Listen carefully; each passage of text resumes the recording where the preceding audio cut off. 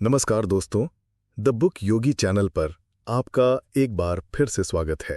एक ऐसे सफर पर जो आपकी सोचने का तरीका और शायद आपकी पूरी जिंदगी को बदल सकता है। मैं आपसे कुछ सवाल पूछना चाहता हूं और पूरी ईमानदारी से खुद को जवाब दीजिएगा। क्या आपके साथ अक्सर ऐसा होता है कि आप कोई नया काम शुरू करने से पहले ही अपने मन में हार मान लेते हैं? क्या आपके अंदर एक आवाज है जो बार बार कहती है, तुमसे नहीं होगा, तुम इसके काबिल नहीं हो, या लोग क्या कहेंगे? क्या छोटी छोटी परेशानियां और लोगों की बातें आपकी मन की शांति छीन लेती हैं?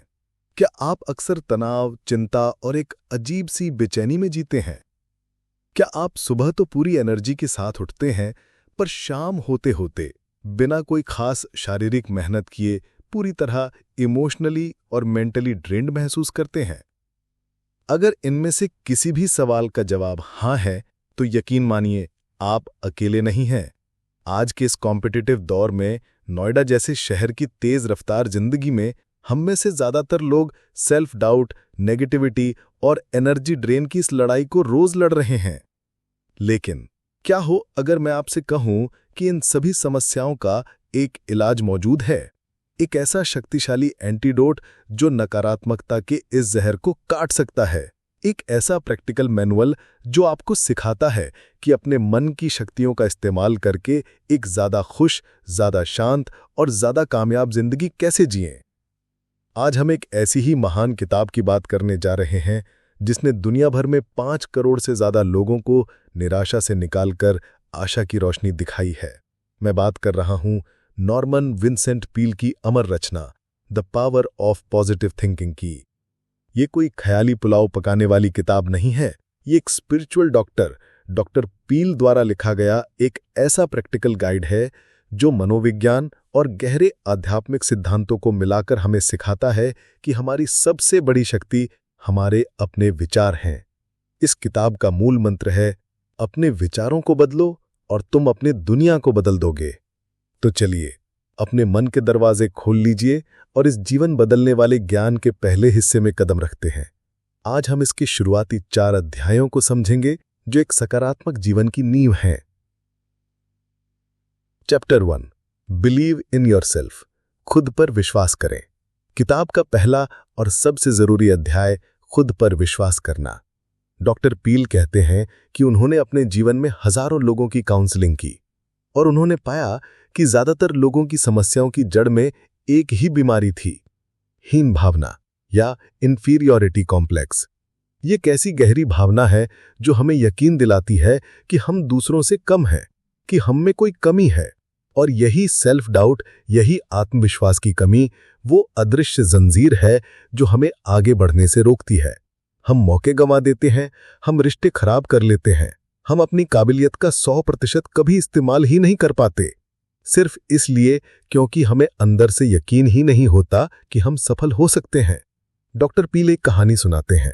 एक मध्यम आयु का व्यवसायी उनके पास आया। वो पूरी तरह से डरा हुआ और निराश था। उसका बिजनेस ठप पड़ रहा था और उसे लगता था कि वो हर चीज में फेल हो रहा है। उसने कहा, मुझ में अब कोई हिम्मत नहीं बची है, मुझे लगता है मैं खत्म हो चुका हूं। डॉक्टर पील ने उसे कोई लंबा चौड़ा भाषण नहीं दिया। उन्होंने उसे एक छोटा सा काम करने को कहा। उन्होंने उसे एक कागज दिया और कहा कि इस पर उन सभी मौकों को याद करके लिखिए जब आपने जीवन में कुछ अच्छा किया था, जब आपने किसी मुश्किल पर विजय पाई थी, जब आप अपनी नजर में एक हीरो थे, चाहे वो बात कितनी भी छोटी क्यों ना हो। पहले तो वो आदमी हिचकिचाया, फिर उसने सोचना शुरू किया। उसे याद आया कि कैसे उसने बचपन में एक मुश्किल परीक्षा पास की थी, कैसे उसने अपनी पहली नौकरी पाई थी, कैसे उसने अपने परिवार को एक मुश्किल समय में संभाला था। जैसे जैसे वो लिखता गया, उसके चेहरे का भाव बदलने लगा, उसकी झुकी हुई नजरें उठने लगी। जब उसने अपनी लिस्ट पूरी की तो डॉक्टर पील ने कहा, अब देखिए, ये हैं आप कोई हारे हुए इंसान नहीं हैं। आपके अंदर पहले भी काबिलियत थी और वो आज भी है, आपने सिर्फ उस पर विश्वास करना छोड़ दिया है। तो आत्मविश्वास बढ़ाने का पहला कदम है अपनी सफलताओं को याद करना और अपनी शक्तियों को पहचानना।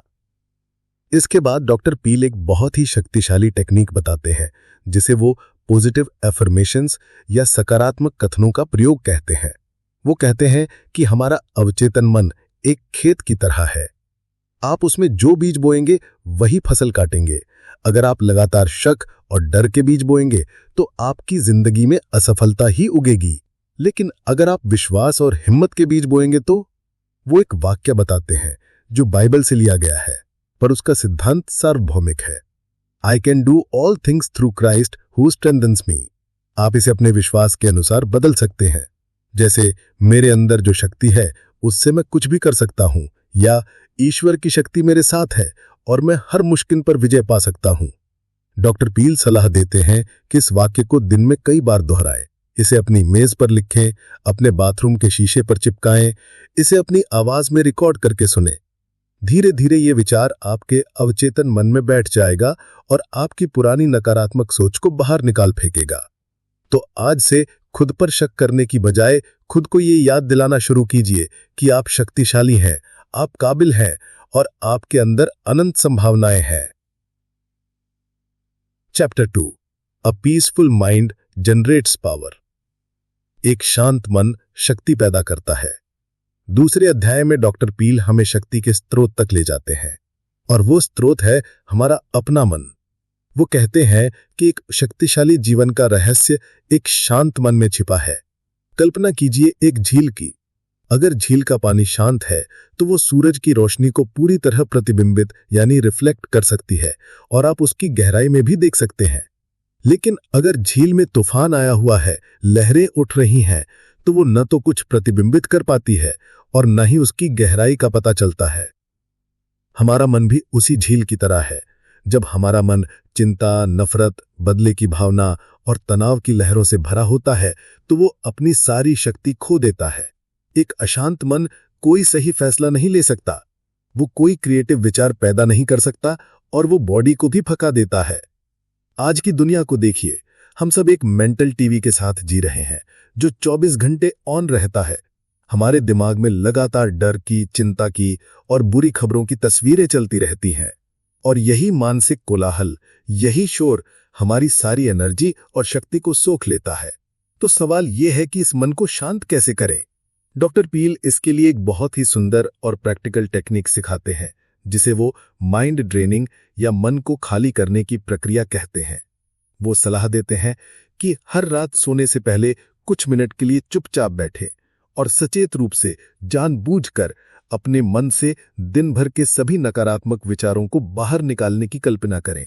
कल्पना कीजिए कि आप अपने दिमाग से सारी चिंताएं, सारी निराशाएं, सारी कड़वाहटें बाहर निकालकर फेंक रहे हैं, जैसे आप किसी गंदे पानी को बहा रहे हों। जब आपको लगे कि आपका मन खाली हो गया है तो उसे खाली मत छोड़िए, क्योंकि खाली जगह पर नकारात्मकता वापस लौट आती है। अब उस खाली मन को शांतिपूर्ण और सकारात्मक विचारों से भरिए। वो कहते हैं, fill your mind with thoughts of peace, courage, health and hope. अपने जीवन के सबसे शांतिपूर्ण पलों को याद कीजिए। मे बी किसी पहाड़ पर बिताई कोई शाम, या समंदर की लहरों का संगीत। किसी खूबसूरत मज़ीक को याद कीजिए जो आपकी आत्मा को छूता हो।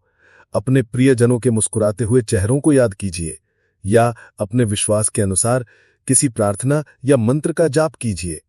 जब आप अपने मन को इन शांति और शक्तिशाली विचारों से भरकर सोएंगे तो आपका अवचेतन मन रात भर इन्हीं विचारों पर काम करेगा, और आप सुबह एक नई ताजगी, एक नई शांति और एक नई शक्ति के साथ उठेंगे। एक शांत मन सिर्फ एक अच्छा एहसास नहीं है, ये शक्ति का पावर हाउस है।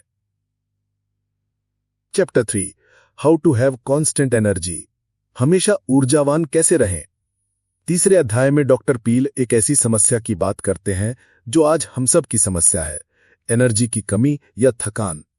हम अक्सर कहते हैं, आज मैं बहुत थक गया हूं, पर डॉक्टर पील पूछते हैं, क्या आप सच में शारीरिक रूप से थके हैं या आप भावनात्मक और मानसिक रूप से थके हैं? वो एक बहुत महत्वपूर्ण बात बताते हैं कि हमारी ज्यादातर थकान का कारण हमारा शरीर नहीं, हमारा मन होता है। हमारी भावनाएं हमारी एनर्जी को सबसे ज्यादा खर्च करती हैं। बोरियत, बदले की भावना, चिंता, डर, ये सब हमारी एनर्जी के लीकेज पॉइंट्स हैं। जब आपका मन इन भावनाओं से भरा होता है तो आप कितना भी आराम कर लें, आप थका हुआ ही महसूस करेंगे। एक इंसान जो अपने काम से प्यार करता है वो 12 से 14 घंटे काम करके भी थकता नहीं है, पर एक इंसान जो अपने काम से नफरत करता है वो 2 घंटे में ही पूरी तरह थक जाता है। फर्क काम का नहीं, फर्क उस काम के प्रति आपके मानसिक नजरिए का है। तो हमेशा ऊर्जावान रहने का राज क्या है? डॉक्टर पील कहते हैं कि इसका राज है खुद को जीवन के प्रवाह यानी फ्लो ऑफ लाइफ के साथ जोड़ना। वो कहते हैं कि ईश्वर ने इस ब्रह्मांड को एक लय में बनाया है और जब हम उस लय के साथ सामंजस्य बिठा लेते हैं तो हमें ऊर्जा का एक अंतहीन स्रोत मिल जाता है। इसे ऐसे समझिए, अगर आप नदी के बहाव के खिलाफ तैरने की कोशिश करेंगे तो आप बहुत जल्दी थक जाएंगे, लेकिन अगर आप खुद को बहाव के साथ छोड़ देंगे तो नदी आपको अपने साथ ले जाएगी। ठीक इसी तरह जब हम जीवन से लड़ते हैं, हर चीज की शिकायत करते हैं और हर बात पर तनाव लेते हैं, तो हम बहाव के खिलाफ तैर रहे हैं। हम अपनी एनर्जी बर्बाद कर रहे होते हैं। लेकिन जब हम विश्वास करना सीख लेते हैं, जब हम ये मानना शुरू कर देते हैं कि एक उच्च शक्ति हमारे साथ है और सब कुछ अंत में अच्छे के लिए ही होगा, तो हम खुद को जीवन के बहाव पर छोड़ देते हैं। हम लड़ना बंद कर देते हैं और जीना शुरू कर देते हैं। डॉक्टर पील सलाह देते हैं कि अपनी एनर्जी को बढ़ाने के लिए अपने मन और शरीर दोनों को ईश्वर की शक्ति से जोड़ें। वो कहते हैं कि जब भी आप थका हुआ महसूस करें तो कुछ पल के लिए रुकें और कल्पना करें कि ब्रह्मांड की ऊर्जा आपके शरीर में प्रवेश कर रही है, आपकी हर कोशिका को ताजगी और शक्ति से भर रही है। एक शांत मन और ईश्वर में विश्वास आपको ऊर्जा का एक ऐसा पावर हाउस बना सकते हैं जो कभी खत्म नहीं होता। चैप्टर 4 ट्राई प्रेयर पावर, प्रार्थना की शक्ति को आजमाएं। अब हम इस पाठ के अंतिम अध्याय पर आते हैं जो शायद सबसे शक्तिशाली है। डॉक्टर पीर हमें एक ऐसे टूल का इस्तेमाल करना सिखाते हैं जो सदियों से हमारे पास है, पर जिसका सही इस्तेमाल हम भूल चुके हैं। वो है प्रार्थना। यहां डॉक्टर पील किसी धार्मिक कर्मकांड की बात नहीं कर रहे। वो प्रार्थना को एक प्रैक्टिकल वैज्ञानिक तकनीक के रूप में प्रस्तुत करते हैं जिसे वो क्रिएटिव प्रेयर या साइंटिफिक प्रेयर कहते हैं। ये एक ऐसी तकनीक है जो आपकी इच्छाओं को हकीकत में बदल सकती है। वो बताते हैं कि प्रार्थना करने का एक सही तरीका होता है। ज्यादातर लोग सिर्फ भगवान से भीख मांगते हैं, वो अपनी समस्याओं का रोना रोते हैं, पर यह प्रार्थना का सही तरीका नहीं है। सही प्रार्थना के 3 कदम हैं। पहला कदम है पिक्चराइजेशन। इसका मतलब है आप जो भी चाहते हैं उसकी एक स्पष्ट साफ तस्वीर अपने मन में बनाना। सिर्फ सोचना नहीं, उसे देखना, महसूस करना, जीना। अगर आप एक बेहतर नौकरी चाहते हैं तो सिर्फ नौकरी के बारे में मत सोचिए। कल्पना कीजिए कि आप उस ऑफिस में बैठे हैं, उस कुर्सी पर वो काम कर रहे हैं, आपको वो सैलरी मिल रही है। उस सफलता की भावना को महसूस कीजिए। जब आप अपनी इच्छा की एक साफ तस्वीर बना लेते हैं तो आप अपने अवचेतन मन को एक स्पष्ट निर्देश दे रहे होते हैं। दूसरा कदम है प्रार्थना करना, प्रेट। अब अपनी उस तस्वीर को शब्दों में ढालकर अपने उच्च शक्ति, अपने ईश्वर या ब्रह्मांड के सामने रखिए। विश्वास के साथ कहिए, मुझे विश्वास है कि आपकी शक्ति से यह संभव है और आप मुझे सही रास्ता दिखा रहे हैं। आप अपनी इच्छा को एक कागज पर लिखकर भी प्रार्थना की तरह इस्तेमाल कर सकते हैं। और तीसरा सबसे जरूरी कदम है उसे हकीकत बनने देना, एक्चुअलाइज इट। इसका मतलब है प्रार्थना करने के बाद अपनी चिंता और डर को छोड़ देना, अपनी इच्छा को पूरी तरह से ईश्वर के हाथों में सौंप देना और यह गहरा विश्वास रखना कि वो अब उस पर काम कर रहे हैं। आपको बस अपना कर्म करते रहना है और सही मौके के लिए तैयार रहना है। जब आप अपनी इच्छा को लेकर तनाव लेना छोड़ देते हैं, तभी ब्रह्मांड उसे पूरा करने का रास्ता बना पाता है। डॉक्टर पील अपनी किताब में अनगिनत कहानियां सुनाते हैं कि कैसे इस तकनीक से लोगों ने अपनी बीमारियों को ठीक किया, अपने बिजनेस को बचाया और अपनी टूटे हुए रिश्तों को जोड़ा। प्रार्थना सिर्फ एक धार्मिक क्रिया नहीं है, ये अपनी आंतरिक शक्तियों को ब्रह्मांड की शक्तियों से जोड़ने का एक वैज्ञानिक तरीका है। तो ये थे इस किताब के पहले 4 फाउंडेशनल पिलर्स। पहला, खुद पर विश्वास करें, क्योंकि आपकी भीतरी शक्ति आपके बाहरी हालातों से कहीं ज्यादा बड़ी है। दूसरा, एक शांत मन विकसित करें, क्योंकि शांति ही शक्ति का स्रोत है। तीसरा, अपनी एनर्जी को पहचानें जो आपके शरीर से नहीं, आपके विचारों और आपकी आत्मा से आती है। और चौथा, प्रार्थना की शक्ति का इस्तेमाल करें, जो आपकी इच्छाओं को हकीकत में बदलने का एक अचूक साधन है। ये 4 सिद्धांत मिलकर एक ऐसा मजबूत आधार तैयार करते हैं जिस पर एक सकारात्मक और कामयाब जिंदगी की इमारत खड़ी हो सकती है। अब जब हमने अपने अंदर की शक्ति को जगाने का तरीका सीख लिया है, तो इस शक्ति का इस्तेमाल करके अपनी खुद की खुशी कैसे बनाएं, चिंता की आदत को जड़ से खत्म कैसे करें और कैसे हमेशा बेहतरीन की उम्मीद करके बेहतरीन नतीजों को अपनी ओर आकर्षित करें। अब पार्ट 2 में हम यही सीखने वाले हैं। अब हम जानेंगे कि कैसे आप अपनी खुद की खुशी के निर्माता बन सकते हैं, कैसे आप गुस्से और चिड़चिड़ेपन की विनाशकारी आदत से छुटकारा पा सकते हैं और कैसे आप हमेशा बेहतरीन की उम्मीद करके बेहतरीन नतीजों को अपनी जिंदगी में आकर्षित कर सकते हैं। ये वो हिस्सा है जहां सोच हकीकत में बदलनी शुरू होती है। तो चलिए अपने विश्वास को मजबूत करते हुए इस सफर के अगले शक्तिशाली अध्यायों की दुनिया में कदम रखते हैं।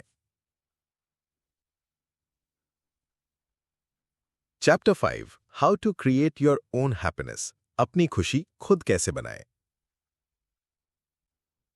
अध्याय 5 की शुरुआत डॉक्टर पील एक बहुत ही सरल लेकिन गहरे सवाल से करते हैं। क्या आप खुश हैं? हम में से ज्यादातर लोग मानते हैं कि खुशी बाहरी चीजों पर निर्भर करती है। अगर मुझे वो नौकरी मिल जाए तो मैं खुश हो जाऊंगा। अगर मेरी शादी उससे हो जाए तो मैं खुश हो जाऊंगी। अगर मेरे पास ज्यादा पैसे होते तो मैं खुश होता। हम खुशी को एक मंजिल की तरह देखते हैं जिसका हम इंतजार कर रहे हैं। लेकिन डॉक्टर पील इस पूरी सोच को जड़ से हिला देते हैं। वो कहते हैं खुशी कोई बाहरी चीज नहीं है, ये एक आंतरिक चुनाव है। Happiness is a choice. आप खुश रहने का फैसला कर सकते हैं, ठीक वैसे ही जैसे आप ये फैसला करते हैं कि आज आप कौन से कपड़े पहनेंगे। वो बताते हैं कि बचपन में हमें खुश रहना सिखाया जाता था। एक बच्चा छोटी छोटी चीजों में खुशी ढूंढ लेता है, लेकिन जैसे जैसे हम बड़े होते हैं हम ना खुश रहने की आदत डाल लेते हैं। हम शिकायत करना, कमियां निकालना और परेशान रहना सीख जाते हैं। तो खुशी को पाने का राज है खुश रहने की आदत डालना, द हैप्पीनेस हैबिट। और किसी भी आदत की तरह इसे भी रोजाना प्रैक्टिस की जरूरत है। तो ये आदत कैसे डालें? डॉक्टर पील एक बहुत ही मजेदार टेक्निक बताते हैं। वो कहते हैं कि हर सुबह उठते ही बिस्तर से पैर नीचे रखने से पहले मुस्कुराइए और जोर से कहिए, आज का दिन बहुत अच्छा होने वाला है। फिर दिन में जब भी आपको लगे कि आप उदास हो रहे हैं, तो जानबूझकर अपनी जिंदगी की किसी खुशनुमा याद को अपने दिमाग में चलाइए। उन्होंने एक व्यक्ति की कहानी सुनाई जो हमेशा उदास और चिंताओं से घिरा रहता था। डॉक्टर पील ने उसे एक मेंटल स्क्रैप बुक बनाने को कहा। उन्होंने उसे अपनी जिंदगी के सबसे सुखद पलों की एक लिस्ट बनाने को कहा। बचपन की छुट्टियां, दोस्तों के साथ की गई मस्ती, किसी सफलता का एहसास, अपने बच्चों के जन्मदिन का दिन। और उन्होंने निर्देश दिया कि जब भी नकारात्मक विचार उस पर हावी होने लगे तो वो अपनी आंखें बंद करके उस स्क्रैप बुक का कोई भी पन्ना पलटकर उस खुशनुमा पल को फिर से जिए। कुछ हफ्तों की प्रैक्टिस के बाद उस आदमी ने अपने दिमाग को नाखुश रहने की आदत से निकालकर खुश रहने की आदत की ओर मोड़ दिया। ये एज इफ प्रिंसिपल पर काम करता है। अगर आप खुश महसूस नहीं कर रहे तो भी खुश होने का नाटक कीजिए, मुस्कुराइए, सीधे होकर चलिए, ऊर्जा से बात कीजिए। आपका शरीर आपके मन को सिग्नल भेजेगा और आपका मन उस भावना को सच मान लेगा। खुशी खुश रहने के चुनाव से पैदा होती है, ये बाहर से नहीं आती, ये आपके अंदर से उगती है। Chapter 6 stop fuming and fretting, गुस्सा और चिड़चिड़ापन छोड़ें। छठे अध्याय में पील हमारी उस भावना की बात करते हैं जो हमारी खुशी और हमारी ऊर्जा की सबसे बड़ी दुश्मन है, गुस्सा, चिड़चिड़ापन और बदले की भावना, जिसे वो कहते हैं फ्यूमिंग एंड फ्रेटिंग। आज के जीवन में ये कितना आम है ना। नोएडा के ट्रैफिक में कोई कट मार कर निकल जाता है और हम अंदर ही अंदर उबलने लगते हैं। ऑफिस में कोई हमारी बात नहीं सुनता और हम घंटों तक उसी के बारे में सोचते रहते हैं। किसी ने सालों पहले हमारा दिल दुखाया था और उस जख्म को हम आज भी अपने अंदर जिंदा रखे हुए हैं। डॉक्टर पील कहते हैं कि गुस्सा और नफरत उस जहर की तरह है जो आप खुद पीते हैं और उम्मीद करते हैं कि सामने वाला मरेगा। ये सबसे पहले आपको ही नुकसान पहुंचाता है। ये आपके मन की शांति को भंग करता है, आपके शरीर में बीमारियां पैदा करता है और आपकी सारी रचनात्मक ऊर्जा को सोख लेता है। एक गुस्सैल और चिड़चिड़ा इंसान कभी भी एक शक्तिशाली और प्रभावशाली जीवन नहीं जी सकता। तो इस आदत से छुटकारा कैसे पाया जाए?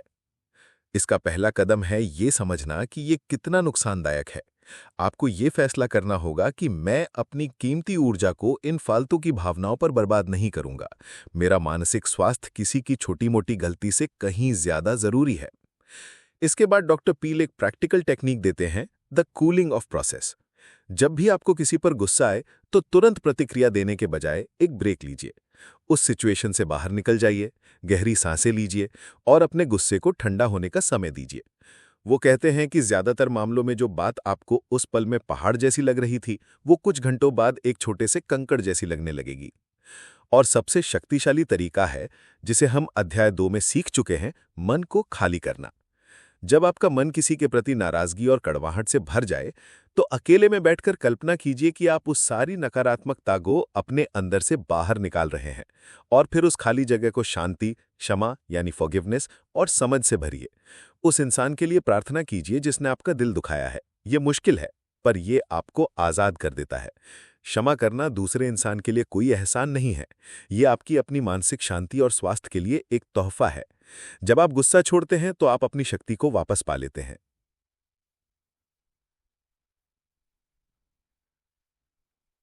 Chapter 7 expect the best and get it.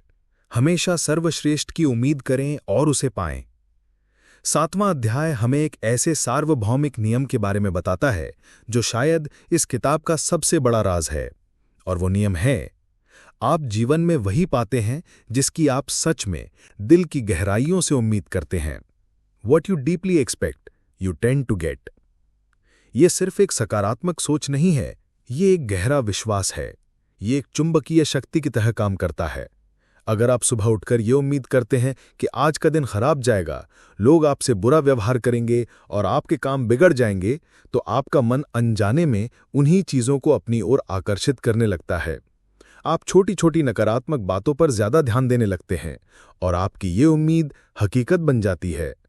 लेकिन अगर आप सुबह उठकर ये गहरी और सच्ची उम्मीद करते हैं कि आज का दिन शानदार होगा, लोग आपकी मदद करेंगे और आपको सफलता मिलेगी, तो आपका पूरा नजरिया बदल जाता है। आपका आत्मविश्वास बढ़ जाता है, आप मौकों को बेहतर तरीके से देख पाते हैं और लोग भी आपके सकारात्मक वाइब्रेशन के प्रति आकर्षित होते हैं। डॉक्टर पील कहते हैं कि उम्मीद यानी एक्सपेक्टिंग और इच्छा यानी विशिंग में बहुत बड़ा फर्क है। इच्छा करना तो बस एक ख्वाहिश है, काश ऐसा हो जाए, पर उम्मीद करना एक मजबूत विश्वास है, मुझे यकीन है कि ऐसा ही होगा। तो इस मानसिकता को कैसे विकसित करें? इसकी टेक्निक है मानसिक तस्वीर बनाना। किसी भी जरूरी काम से पहले, चाहे वो एक जॉब इंटरव्यू हो, एक बिजनेस मीटिंग हो या कोई मुश्किल बातचीत, कुछ मिनट निकालकर अपने मन में उस घटना का सबसे अच्छा नतीजा, बेस्ट पॉसिबल आउटकम देखिए। कल्पना कीजिए कि आप इंटरव्यू में पूरे आत्मविश्वास से जवाब दे रहे हैं। कल्पना कीजिए कि आपकी मीटिंग बहुत सफल हो रही है। इस सकारात्मक तस्वीर को अपने दिमाग में इतनी बार चलाइए कि वो आपकी हकीकत जैसी लगने लगे, और फिर इसे प्रार्थना की शक्ति से जोड़ दीजिए। डॉक्टर पील एक शक्तिशाली वाक्य बताते हैं, I expect the best and with God's help I will get the best। मैं सर्वश्रेष्ठ की उम्मीद करता हूं और ईश्वर की मदद से मैं सर्वश्रेष्ठ को पाऊंगा। जब आप बेहतरीन की उम्मीद करते हैं तो आप ब्रह्मांड को एक सिग्नल भेजते हैं कि आप बेहतरीन के लिए तैयार हैं, और ब्रह्मांड हमेशा आपके गहरे विश्वास का सम्मान करता है। Chapter 8 I don't believe in defeat। मैं हार में विश्वास नहीं करता। 8वां अध्याय इस पाठ का शिखर है। ये उस माइंडसेट को बनाने के बारे में है जिसके शब्दकोश में हार शब्द ही नहीं होता। एक सकारात्मक विचारक ये नहीं मानता कि वो कभी गिरेगा नहीं या उसे कभी मुश्किलों का सामना नहीं करना पड़ेगा। नहीं, वो ये मानता है कि कोई भी मुश्किल, कोई भी बाधा, कोई भी असफलता अंतिम नहीं है। A setback is not a defeat. हार एक भारी घटना नहीं है, हार एक आंतरिक फैसला है। हार आप तब तक नहीं मानते जब तक आप अपने मन में ये स्वीकार न कर लें कि बस अब खत्म। डॉक्टर पील एक ऐसे आदमी की कहानी सुनाते हैं जो अपनी जिंदगी में बार बार फेल हो रहा था। वो जो भी काम शुरू करता वो कुछ समय बाद ठप पड़ जाता। वो पूरी तरह से टूट चुका था और खुद को एक फेलियर मानने लगा था। डॉक्टर पील ने उससे कहा, समस्या तुम्हारे कामों में नहीं है, समस्या तुम्हारे विचारों में है। तुमने अपने दिमाग में हार का पैटर्न बना लिया है। तुम कोई भी काम शुरू करने से पहले ही मन में ये मान लेते हो कि शायद यह भी फेल हो जाएगा। उन्होंने उसे एक नया विचार दिया, एक नया मंत्र, I don't believe in defeat. उन्होंने उसे सिखाया कि जब भी कोई मुश्किल आए तो उसे एक दीवार की तरह नहीं बल्कि एक सीढ़ी की तरह देखो। हर मुश्किल अपने साथ एक अवसर लेकर आती है। कुछ नया सीखने का, ज्यादा मजबूत बनने का या एक नया रास्ता खोजने का। तो इस मानसिकता को बनाने के लिए आपको उन लोगों की कहानियां पढ़नी चाहिए जिन्होंने बड़ी बड़ी मुश्किलों के बावजूद हार नहीं मानी। आपको अपने दिमाग को लगातार ये याद दिलाना होगा कि आपके अंदर जो शक्ति है वो आपकी भारी मुश्किलों से कहीं ज्यादा बड़ी है। जब आप ये मानना शुरू कर देते हैं कि हार जैसी कोई चीज होती ही नहीं, सिर्फ सीखने के मौके होते हैं, तब आप अजेय यानी इनविंसिबल बन जाते हैं। तब दुनिया की कोई भी परिस्थिति आपको तब तक नहीं हरा सकती जब तक आप खुद हार मानने का फैसला न कर लें। तो अब हमने एक अजेय मानसिकता बना ली है, पर उस सबसे बड़ी मानसिक बीमारी का क्या जो हम सबको अंदर से खाई जाती है, चिंता। हम चिंता की इस आदत को जड़ से कैसे मिटा सकते हैं और अपनी मुश्किल से मुश्किल समस्याओं का प्रैक्टिकल समाधान कैसे पा सकते हैं? दोस्तों, पिछले पार्ट में हमने अपनी खुद की खुशी को बनाना सीखा, गुस्से और चिड़चिड़ेपन पर काबू करना जाना, हमेशा बेहतरीन की उम्मीद करना सीखा और एक ऐसी मानसिकता बनाई जो हार में विश्वास नहीं करती। हमने अपने मन को एक मजबूत किले की तरह बनाना सीखा। लेकिन हर किले पर एक दुश्मन बार बार हमला करता है, एक अदृश्य, खामोश और बहुत ही घातक दुश्मन। एक ऐसा दुश्मन जो हमारी सारी शक्ति, सारी शांति और सारी खुशी को अंदर ही अंदर दीमक की तरह खा जाता है। उस दुश्मन का नाम है चिंता। आज पार्ट 3 में हम इसी दुश्मन से लड़ने का शस्त्र पाएंगे। हम सीखेंगे कि चिंता की इस विनाशकारी आदत को जड़ से कैसे मिटाएं, अपनी बड़ी से बड़ी व्यक्तिगत समस्याओं का समाधान कैसे खोजें और कैसे विश्वास की शक्ति का उपयोग करके अपने शारीरिक और मानसिक स्वास्थ्य को एक नए स्तर पर लेके जाएं।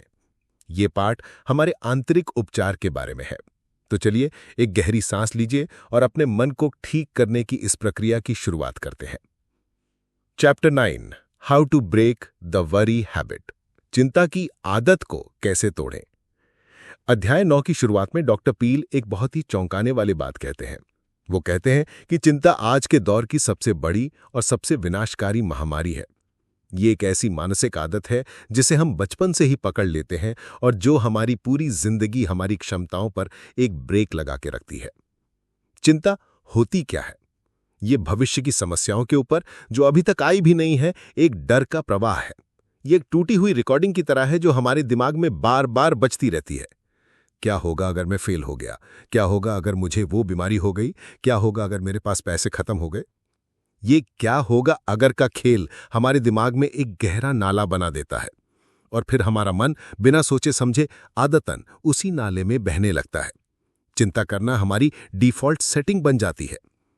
तो इस आदत को, इस मानसिक बीमारी को तोड़ा कैसे जाए?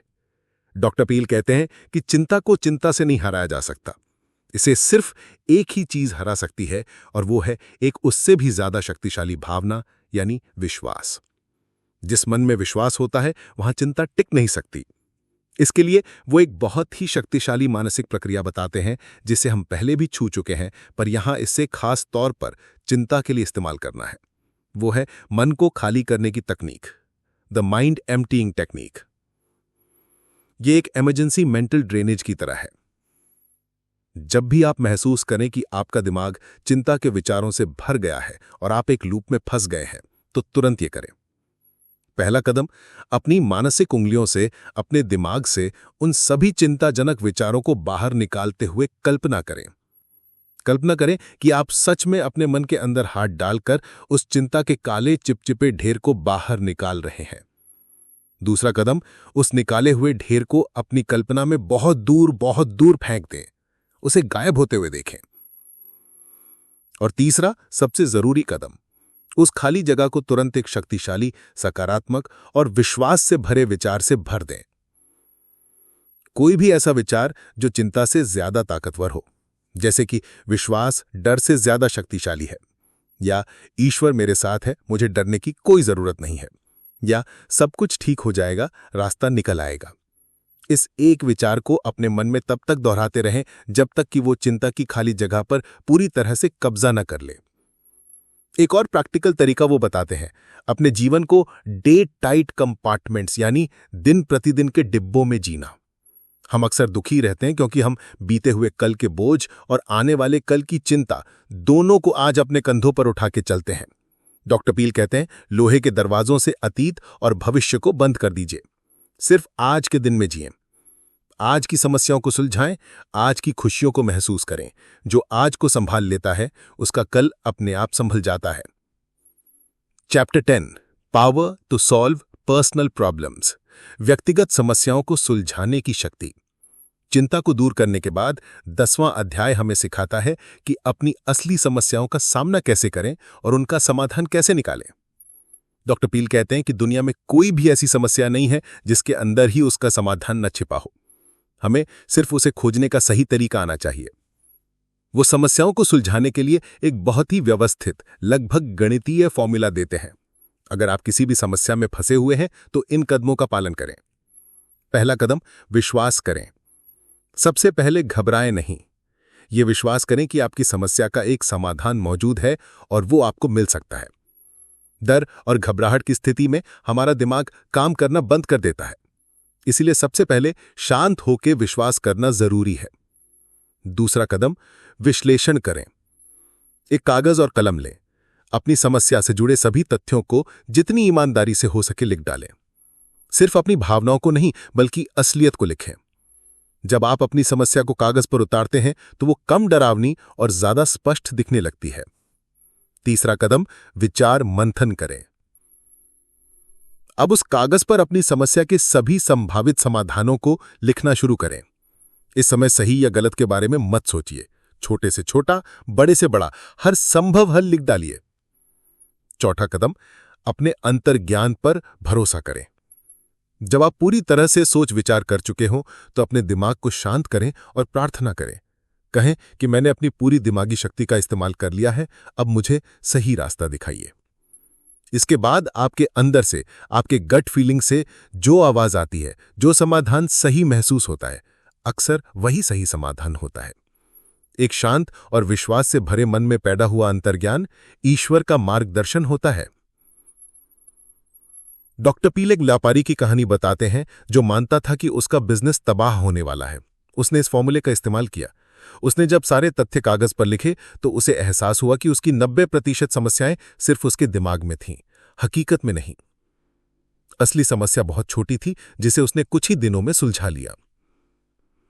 समस्याएं हमें तोड़ने के लिए नहीं, हमें मजबूत बनाने के लिए आती हैं और आपके अंदर हर समस्या को सुलझाने की शक्ति मौजूद है।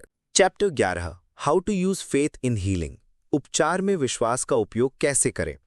11वें अध्याय में डॉक्टर पील एक बहुत ही संवेदनशील और शक्तिशाली विषय पर बात करते हैं, शारीरिक उपचार में विश्वास की भूमिका। सबसे पहले वो एक बात बहुत स्पष्ट करते हैं कि ये अध्याय मेडिकल साइंस का विकल्प नहीं है। डॉक्टर पील डॉक्टरों और दवाओं का बहुत सम्मान करते थे और उन्हें ईश्वर के उपचार का एक माध्यम मानते थे। वो कहते थे कि जब आप बीमार हों तो सबसे पहले एक अच्छे डॉक्टर के पास जाएं और उसकी हर सलाह मानें। लेकिन वो कहते हैं कि दवा के साथ साथ एक और शक्तिशाली दवा है जो उपचार की प्रक्रिया को कई गुना तेज कर सकती है, और वो है आपका अपना विश्वास। आज मॉडर्न साइंस भी इस बात को मानती है जिसे हम माइंड बॉडी कनेक्शन कहते हैं। हमारे विचार और हमारी भावनाएं हमारे शरीर पर सीधा असर डालती हैं। डर, तनाव और चिंता हमारे शरीर में ऐसे केमिकल्स पैदा करते हैं जो हमारी इम्यूनिटी को कमज़ोर करते हैं। वहीं शांति, आशा और विश्वास हमारे शरीर में ऐसे केमिकल्स पैदा करते हैं जो हमें ठीक होने में मदद करते हैं। तो आप विश्वास का इस्तेमाल उपचार के लिए कैसे कर सकते हैं? इसका तरीका है सकारात्मक प्रार्थना। इसका मतलब है अपनी बीमारी के बारे में लगातार सोचने और डरने की बजाय अपने मन को स्वास्थ्य और आरोग्यता यानी कि होलनेस की तस्वीरों से भरना। कल्पना कीजिए कि ईश्वर की या ब्रह्मांड की उपचार करने वाली शक्ति यानी हीलिंग एनर्जी आपके शरीर के हर अंग में, हर कोशिका में प्रवेश कर रही है और उसे ठीक कर रही है। डॉक्टर पील कुछ एफर्मेशंस बताते हैं, जैसे ईश्वर अभी मेरे शरीर का पुनर्निर्माण कर रहे हैं, या आप कह सकते हैं मेरे शरीर की हर कोशिका पूरी तरह से स्वस्थ है और अपनी पूरी क्षमता से काम कर रही है। जब आप अपने मन में स्वास्थ्य की एक मजबूत तस्वीर बनाते हैं तो आप अपने शरीर को ठीक होने के लिए एक शक्तिशाली निर्देश दे रहे होते हैं। आपका शरीर आपके विश्वास का अनुसरण करता है। विश्वास वो आध्यात्मिक विटामिन है जो दवा के असर को दोगुना कर देता है। Chapter 12, when vitality sags, try this health formula. जब जीवन शक्ति कम हो जाए तो इस स्वास्थ्य सूत्र को आजमाएं। 12वां अध्याय 11वें अध्याय का ही एक विस्तार है। ये हमारी ओवरऑल हेल्थ और वाइटैलिटी यानी जीवन शक्ति के बारे में है। क्यों कुछ लोग हमेशा थके थके और बीमार महसूस करते हैं और क्यों कुछ लोग हमेशा ऊर्जा और उत्साह से भरे रहते हैं। डॉक्टर पील कहते हैं इसका जवाब हमारे शरीर से ज़्यादा हमारे दिमाग और हमारी आत्मा में छिपा है। वो एक सरल स्वास्थ्य सूत्र देते हैं जिसके 3 हिस्से हैं। पहला, अपने मन में लगातार नए और स्वस्थ विचारों को आने दें। जैसे एक शरीर को अच्छे भोजन की ज़रूरत होती है, वैसे ही एक मन को अच्छे विचारों की ज़रूरत होती है। रोज़ कुछ अच्छा पढ़ें, प्रेरणादायक संगीत सुनें, सकारात्मक लोगों के साथ समय बिताएं, प्रकृति में टहलें। अपने मन को नकारात्मकता के कबाड़ खाने की बजाय एक खूबसूरत बगीचा बनाएं। दूसरा, अपनी सोच को आध्यात्मिक बनाएं। इसका मतलब है अपनी रोज़मर्रा की ज़िंदगी को एक बड़ी आध्यात्मिक सच्चाई से जोड़कर देखना। ये विश्वास करना कि आप यहाँ सिर्फ खाने पीने और काम करने के लिए नहीं है, बल्कि आपका जीवन एक बड़े उद्देश्य का हिस्सा है। जब आपकी सोच में आध्यात्मिकता आ जाती है तो छोटी छोटी परेशानियां आपको विचलित नहीं कर पाती। और तीसरा, विश्वास का अभ्यास करें और ईश्वर पर छोड़ दें। अपनी स्वास्थ्य संबंधी चिंताओं को अपनी उच्च शक्ति पर छोड़ने का रोज अभ्यास करें। विश्वास करें कि वो आपकी देखभाल कर रहे हैं। ये लेटिंग गो की प्रक्रिया आपको उस तनाव से मुक्त कर देती है जो बीमारियों का सबसे बड़ा कारण है। आपका शरीर आपके मन का नौकर है। अगर आपका मन स्वस्थ, सकारात्मक और विश्वास से भरा है तो आपका शरीर भी उसी का पालन करेगा और जीवन शक्ति से भरपूर रहेगा। अब जब हमने अपने अंदर के डर, चिंता और बीमारियों पर विजय पाने के सिद्धांत सीख लिए हैं, तो अब हम इन शक्तियों का इस्तेमाल अपनी बाहरी दुनिया में कैसे करें? हम नए और अच्छे विचारों को लगातार अपने अंदर कैसे भरते रहें? हम कैसे ज़्यादा रिलैक्स्ड और पॉपुलर बने? और सबसे ज़रूरी, जब दिल टूट जाए तो उस दर्द का इलाज क्या है? इन सभी ज़रूरी सवालों के जवाब हमें मिलेंगे इस किताब के ग्रैंड फिनाले यानी पार्ट 4 में। दोस्तों, पिछले 3 भागों में हमने एक लंबी और शक्तिशाली यात्रा की है। हमने सीखा कि खुद पर विश्वास कैसे करें, मन को शांत करके शक्ति कैसे पाएं, हमेशा ऊर्जावान कैसे रहें और प्रार्थना की शक्ति का सही इस्तेमाल कैसे करें। हमने अपनी खुशी को खुद बनाना सीखा, गुस्से और हार की मानसिकता को खुद से दूर किया। और पिछले ही पार्ट में हमने चिंता, समस्याओं और यहाँ तक कि बीमारियों पर भी विजय पाने के गहरे आध्यात्मिक और मनोवैज्ञानिक रहस्य जाने। हमने अपने अंदर की दुनिया को ठीक कर लिया है, उसे एक मजबूत, शांत और शक्तिशाली जगह बना लिया है। लेकिन अब आखिरी और सबसे बड़ा सवाल, इस आंतरिक शक्ति को बाहरी दुनिया में कामयाबी, अच्छे रिश्तों और अटूट शांति में कैसे बदलें? हम रोजमर्रा की जिंदगी में इस सकारात्मक सोच को कैसे जिएं? आज इस अंतिम पार्ट में हम इसी कला को सीखेंगे। हम जानेंगे कि अपने मन में लगातार नए और रचनात्मक विचार कैसे लाएं, तनाव को दूर कर सहज शक्ति कैसे पाएं, लोगों का दिल कैसे जीतें, टूटे हुए दिल का इलाज कैसे करें और अंत में उस सर्वोच्च शक्ति से अपना कनेक्शन हमेशा कैसे बनाए रखें। तो चलिए इस किताब के ज्ञान के शिखर पर पहुंचकर इन अंतिम 5 अध्यायों के अमृत को ग्रहण करते हैं। Chapter 13, in flow of new thoughts can remake you, यानी नए विचारों का प्रवाह आपको नया बना सकता है। 13वें अध्याय में डॉक्टर पील हमें एक बहुत ही लिबरेटिंग यानी आजाद कर देने वाला विचार देते हैं। वो कहते हैं, आप वो नहीं हैं जो आप आज हैं, आप वो बन सकते हैं जो आप बनना चाहते हैं। और इस बदलाव का सबसे बड़ा औजार है नए विचार। सोचिए, अगर आपका कमरा अंधेरे से भरा है तो आप क्या करते हैं? क्या आप अंधेरे से लड़ते हैं, उसे हाथ से बाहर निकालने की कोशिश करते हैं? नहीं, आप बस एक काम करते हैं, आप बत्ती जला देते हैं। रोशनी के आते ही अंधेरा अपने आप गायब हो जाता है। ठीक इसी तरह अगर आपका मन पुराने, थके हुए, नकारात्मक और बासी विचारों से भरा है तो उनसे लड़ने की जरूरत नहीं है। आपको सिर्फ अपने मन में नए, ताजे, सकारात्मक और शक्तिशाली विचारों की बत्ती जलानी है। लेकिन ये नए विचार आएंगे कहां से? डॉक्टर पील कहते हैं कि आपको उन्हें सक्रिय रूप से खोजना होगा। वो एक थॉट डाइट का सुझाव देते हैं। जैसे हम अपने शरीर के लिए एक डाइट प्लान बनाते हैं, वैसे ही हमें अपने मन के लिए भी एक डाइट प्लान बनाना चाहिए। इसकी एक प्रैक्टिकल टेक्निक है। हर दिन कम से कम 15 मिनट के लिए दुनिया की सबसे शक्तिशाली और सकारात्मक किताबों में से किसी एक को पढ़ें, जैसे कि ये किताब या बाइबल, गीता, कुरान, ये कोई भी ऐसा ग्रंथ जो आपकी आत्मा को प्रेरित करता हो। उस 15 मिनट में सिर्फ पढ़िए नहीं, किसी एक विचार को, किसी एक लाइन को चुनिए जो आपको छू जाए, उसे अंडरलाइन करिए, उसे एक डायरी में लिखिए और फिर पूरे दिन उस एक विचार को अपने मन में चबाते रहिए, उस पर मनन करिए। मान लीजिए आज आपने एक विचार चुना, विश्वास डर से ज्यादा शक्तिशाली है। अब पूरे दिन जब भी कोई डर आपके मन में आए तो इस विचार को ढाल की तरह इस्तेमाल करिए। धीरे धीरे ये नया शक्तिशाली विचार आपके दिमाग के पुराने डरे हुए विचारों की जगह ले लेगा। नए विचार आपको नई ऊर्जा देते हैं, नई संभावनाएं दिखाते हैं और अंततः आपको एक नया इंसान बना देते हैं। अपने मन को अच्छे विचारों से भरना अपनी जिंदगी को बदलने का सबसे सीधा रास्ता है। Chapter 14 relax for easy power, यानी सहज शक्ति के लिए तनाव मुक्त रहें। 14वें अध्याय में डॉक्टर पील आज की दुनिया की सबसे बड़ी गलतफहमी को दूर करते हैं। हम अक्सर सोचते हैं कि जो इंसान हमेशा तनाव में रहता है, भागदौड़ करता है, बहुत व्यस्त दिखता है, वो बहुत शक्तिशाली और जरूरी इंसान है। डॉक्टर पील कहते हैं ये बिल्कुल उल्टा है। तनाव यानी टेंशन शक्ति का नहीं, बल्कि शक्ति के अभाव का प्रतीक है। असली शक्ति हमेशा शांत, सहज और तनाव मुक्त होती है। कल्पना कीजिए एक टॉप एथलीट की। जब वो अपना सर्वश्रेष्ठ प्रदर्शन कर रहा होता है तो उसका शरीर पूरी तरह से रिलैक्स्ड और फ्लो में होता है। अगर वो तनाव में आ जाए तो उसकी परफॉर्मेंस तुरंत गिर जाती है। ठीक इसी तरह जब हम मानसिक तनाव में होते हैं तो हम अपनी दिमागी और शारीरिक ऊर्जा को जबरदस्त तरीके से बर्बाद कर रहे होते हैं।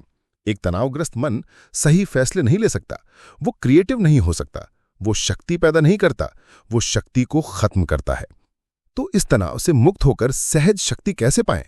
डॉक्टर पील हमें सिखाते हैं कि रिलैक्सेशन एक स्किल है जिसे सीखा जा सकता है। वो कुछ सरल तकनीकें बताते हैं।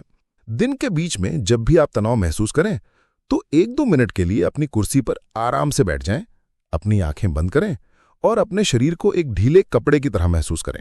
अपने कंधों को ढीला छोड़ें, अपनी गर्दन को, अपने जबड़े को, हर अंग से तनाव को निकलते हुए महसूस करें। इसके साथ अपने मन में किसी शांतिपूर्ण दृश्य की कल्पना करें। मे बी एक शांत झील या हरे भले पहाड़ या सितारों से भरा आसमान। उस शांति को अपने अंदर उतरने दें और एक पावरफुल वाक्य का प्रयोग करें, जैसे शांति की धारा मेरे अंदर बह रही है या मैं शांत हूं, मैं तनाव मुक्त हूं। यह छोटा सा अभ्यास आपके नर्वस सिस्टम को रीसेट कर देगा और आपको एक नई सहज शक्ति से भर देगा। याद रखिए, दुनिया का सबसे शक्तिशाली इंसान वो नहीं जो सबसे ज्यादा तनाव लेता है, बल्कि वो है जो सबसे ज्यादा शांत रह सकता है। Chapter 15 how to get people to like you, यानी लोगों से अपनी प्रशंसा कैसे कराएं। 15वें अध्याय में डॉक्टर पील एक बहुत ही व्यावहारिक विषय पर आते हैं। लोगों के साथ अच्छे रिश्ते कैसे बनाएं या पॉपुलर कैसे बने। लेकिन उनकी अप्रोच डेल कार्नेगी से थोड़ी अलग और ज्यादा आध्यात्मिक है। वो सिर्फ बाहरी तकनीकों की बात नहीं करते, वो एक आंतरिक बदलाव की बात करते हैं। वो कहते हैं कि अगर आप चाहते हैं कि लोग आपको पसंद करें तो इसका सबसे पक्का तरीका है आप सच में लोगों को पसंद करना शुरू कर दें। लोग आपके बारे में क्या सोचते हैं ये इस बात का सीधा प्रतिबिंब है कि आप उनके बारे में क्या सोचते हैं। अगर आप मन ही मन लोगों की आलोचना करते हैं, उन्हें छोटा समझते हैं या उनसे जलते हैं, तो वे अनजाने में उस नेगेटिव वाइब्रेशन को महसूस कर लेंगे। तो एक प्रशंसनीय व्यक्ति बनने का राज क्या है? डॉक्टर पील कुछ बहुत ही सुंदर और प्रैक्टिकल सुझाव देते हैं। पहला, लोगों में अच्छाई खोजने की आदत डालें। हर इंसान में कोई ना कोई खूबी होती है, उस खूबी को खोजिए और उसकी सच्ची तारीफ कीजिए। दूसरा, एक आरामदायक इंसान बने। वो इंसान नहीं जिसके आसपास हमेशा तनाव और ड्रामा होता है, बल्कि वो इंसान जिसके साथ बैठकर लोग शांत और अच्छा महसूस करते हैं। तीसरा, दूसरों की मदद करने और उनकी सेवा करने के मौके खोजें। जब आप बिना किसी स्वार्थ के किसी के जीवन में कुछ अच्छा करते हैं तो आप एक चुंबकीय आकर्षण पैदा करते हैं। और चौथा, सबसे महत्वपूर्ण, हर इंसान में ईश्वर का एक अंश देखें। जब आप ये मानना शुरू कर देते हैं कि हर व्यक्ति अंदर से महत्वपूर्ण और सम्मान के योग्य है, तो आपका व्यवहार अपने आप बदल जाता है। आप ज्यादा विनम्र, ज्यादा दयालु और ज्यादा प्रेमपूर्ण बन जाते हैं। और ऐसा इंसान किसे पसंद नहीं आएगा? लोगों का दिल जीतने की सबसे बड़ी तकनीक है एक सच्चा, प्रेमपूर्ण और सेवाभावी दिल रखना। चैप्टर 16 प्रिस्क्रिप्शन फॉर हार्टएक, दिल के दर्द का इलाज। 16वां अध्याय किताब के सबसे कोमल और संवेदनशील विषयों में से एक को छूता है, दिल का दर्द यानी हार्टएक। ये दर्द किसी प्रियजन को खोने से आ सकता है, किसी रिश्ते के टूटने से आ सकता है या किसी गहरी निराशा से आ सकता है। ये एक ऐसा दर्द है जो हमें अंदर तक तोड़ देता है। डॉक्टर पील कहते हैं कि इस दर्द से गुजरते वक्त सबसे पहली चीज जो हमें चाहिए वो है विश्वास। ये विश्वास कि समय और ईश्वर की शक्ति इस घाव को भर देगी। वो दिल के दर्द के लिए एक आध्यात्मिक प्रिस्क्रिप्शन या नुस्खा देते हैं। पहला, ये मानना कि आपकी उच्च शक्ति आपकी केयर करती है और वो आपको इस दुख से बाहर निकालेगी। दुख में खुद को अकेला न समझें। दूसरा, अपनी पीड़ा को बाहर निकालें, उसे अंदर ही अंदर दबाकर न रखें।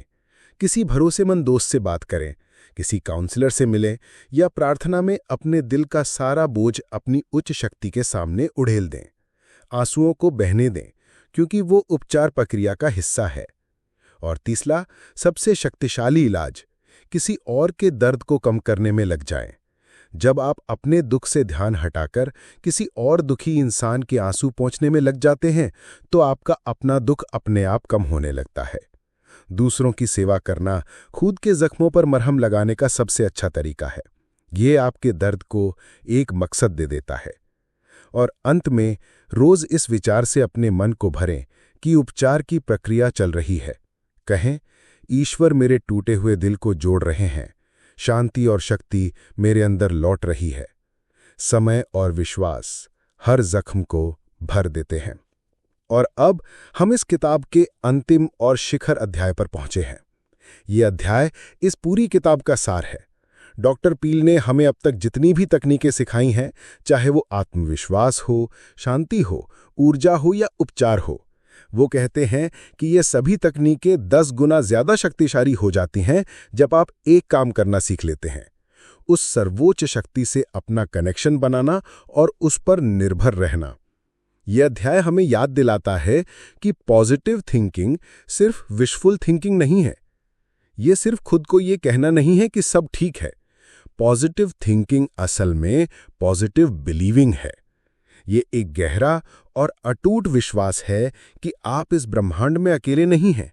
एक शक्ति है जो आपसे बड़ी है, जो आपसे प्रेम करती है और जो हमेशा आपका मार्गदर्शन करने के लिए तैयार है।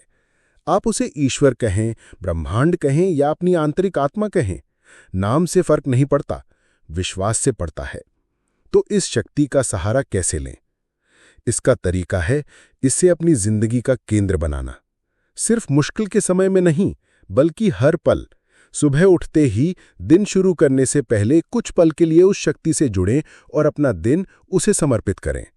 दिन के दौरान हर छोटे बड़े काम में उसका मार्गदर्शन मांगें और रात को अपनी सारी चिंताएं और अपने पूरे दिन का लेखा जोखा उसे सौंपकर शांति से सो जाएं। जब आप इस तरह जीना शुरू करते हैं तो आप अपनी छोटी सी सीमित मैं की शक्ति पर निर्भर नहीं रहते, आप ब्रह्मांड की असीम शक्ति पर निर्भर रहने लगते हैं। और जब आपके पीछे वो असीम शक्ति खड़ी हो तो डर कैसा, चिंता कैसी और हार कैसी। और इसी शक्तिशाली विचार के साथ the power of positive thinking का हमारा ये सफर समाप्त होता है। इस किताब का अंतिम संदेश बहुत सरल है। आप एक अद्भुत, शक्तिशाली और प्रेमपूर्ण ब्रह्मांड का हिस्सा है। आपके अंदर उस ब्रह्मांड की सारी शक्तियां मौजूद हैं। आपको सिर्फ उन पर विश्वास करना सीखना है। आपको अपने विचारों की शक्ति को पहचानना है। आप अपनी परिस्थितियों के गुलाम नहीं हैं। आप अपने विचारों के माध्यम से अपने जीवन के निर्माता हैं। इस प्रेरक यात्रा में मेरे साथ अंत तक बने रहने के लिए आपका हृदय से धन्यवाद। मुझे पूरी उम्मीद है कि इन विचारों ने आपके अंदर आशा और विश्वास की एक नई चिंगारी जरूर जलाई होगी।